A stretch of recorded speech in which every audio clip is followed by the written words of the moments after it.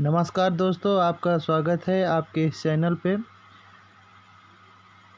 मैं हूँ village trader. आज हम देखेंगे कि मार्केट कैसा रिएक्ट किया। मॉर्निंग टाइम पे मैं अवेलेबल नहीं था, इसलिए हमारी ये ट्रेड यहाँ पे 2 ट्रेड छूट गई, क्योंकि जैसे ही मार्केट 40,860 तक आया था, इसके बाद ये रिवर्स होकर के ऊपर की साइड गया है।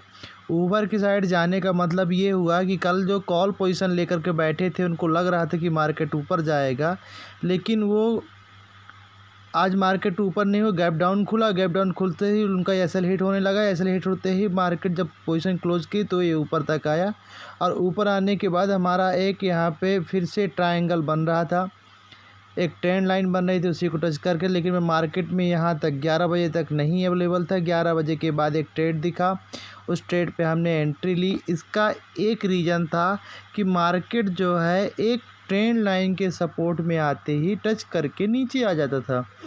जैसे कि हमेशा होता है, मार्केट क्या होता है, लोअर लो बनाता है या लोअर हाई बनाता है, या हायर हाई बनाते हुए ऊपर चला जाता है, लोअर लो बनाते हुए और हायर लो नहीं बनाते हुए मार्केट नीचे आ जाता है। सेम टू सेम यहीं पे हो, हमारे 40,860 के एकदम जो हमने यहाँ पे सपोर्ट रेजिस्टेंस खींच के रखा हुआ है, सेम टू सेम मार्केट उसको रिस्पेक्ट करता है, और रिस्पेक्ट करने के बाद नीचे आता है। क्योंकि आज जो एक्सपायरी डेट था हमारे, इस दिन प्रीमियम जो हैं जल्दी डाउन होते हैं। इस मार्केट में हमने यहाँ पे ट्रेड लिया था, ये हमारे कास्ट टू कास्ट आ करके, और जबकि हमारा यहाँ पे ट्रेड था 40,556 के नीचे तक था, 530 तक का था। लेकिन मार्केट जो है कंसोलिडेट हो गया। कंसोलिडेट क्या है, एक्सपायरी के दिन हमारा रूल्स होता है 5 to 15 मिनट्स।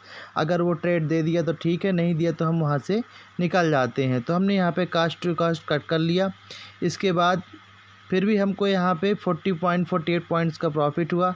देन उसके बाद हम यहाँ पे देखेंगे कि मार्केट फिर से एक बार हमारे ट्रायंगल को क्रॉस करते ही नीचे आया, और यहाँ पे छोटा सा सेल लिया हमने 33 पॉइंट का, और हमको 160 पॉइंट का एकदम हमारे टारगेट को टच करके मार्केट रिस्पेक्ट करता है और फिर आ जाता है।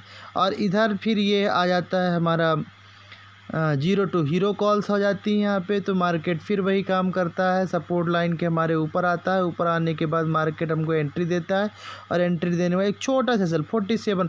मैंने अब तक अपनी लाइफ में कभी भी बहुत बड़ा सेल नहीं लिया। पहले लेता था जब सीखता था, लेकिन अब नहीं लेता हूँ। हमारा एसएल मात्र 60 पॉइंट से ज़्यादा नहीं होता है। लेकिन कभी कभी जब हमको ट्रेंड मिलता है अच्छा, तो हमको 100 पॉइंट का ट्रेड लेना पड़ता है, एसएल लेना पड़ता है वहाँ पे। लेकिन एक्सपायरी डे हम लोग उतना नहीं लेते हैं। इस दिन मार्केट बहुत फ्लैक्चुएट होता है, बहुत ज़्यादा ऊपर नीचे होता है, तो हमको इस चीज़ का भी ध्यान रखना होता है।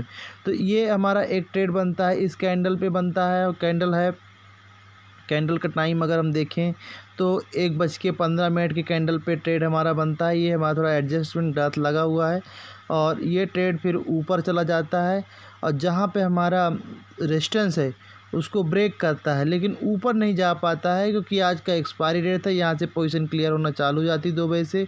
तो फिर हम यहाँ पे अपने मार्केट को देखेंगे, एक बार फिर से नीचे आना चालू होता है। हमारी एक स्ट्रेटजी है, उसको हम लोग आगे सीखेंगे, स्ट्रेटजी मैं आपको बताता रहूँगा। फ़िलहाल के लिए इतना ही। Do like and subscribe my channel, और आगे फिर आपको नेक्स्ट डे के ट्रेड पे एनालिसिस पे मिलेंगे। मैं दोस्तों आपको सिर्फ ट्रेड एनालिसिस इसलिए दूंगा क्योंकि आप भी सीखें कि मार्केट में कैसे ट्रेड लिया जाता है, कैसे काम किया जाता है। देखिए, हम भविष्यवाणी कर दें मार्केट ऐसा, मार्केट सुप्रीम है, वो कभी भी क्या हो सकता है कोई नहीं जानता है। लेकिन मार्केट जब चल रहा होता है, तब हम उस चीज़ को अनुभव करके और उसको समझ करके एक एजम्पशन लगाते हैं, और जो मार्केट हमें कहता है कि ये होगा वही हम करते हैं। इम्पॉर्टेंट क्या है, चार्ट ट्रेडिंग। जितना ज़्यादा हम चार्ट रीड करेंगे उतना ही ज़्यादा हमको इसका फ़ायदा मिलेगा। Thank you very much.